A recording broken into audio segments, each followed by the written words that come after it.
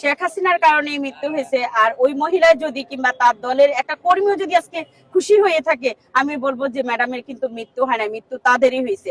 তারা কিন্তু দেশ ছেড়ে পালাইছে। আর ম্যাডাম কিন্তু এই দেশের জন্য যুদ্ধ করে, এই দেশের মানুষের জন্য যুদ্ধ করে, এই দেশের মাটিতেই তার কবরও হবে, মৃত্যু হয়েছে, কবরও হবে। তো আমি বলবো যে আমরা জিতে গেছি, ম্যাডাম জিতে গেছে, তারা হেরে গেছে। না, আমি যতটুকু জানি আমার ক্ষুদ্র জ্ঞান থেকে বলবো, একেবারে শূন্যতা থেকে ধরেন বলবো যে উনি এই দেশে তো আসবে দূরের কথা, ওনা মাটি পাবে কিভাবে? উনি তো এই দেশে আসতে পারবে না, উনি কিভাবে এই দেশে মৃত্যু হবে বলেন? এই দেশে কিভাবে ওনার কবর হবে এটা আমাকে বুঝান। কিন্তু এই দেশেই আসতে পারবে না।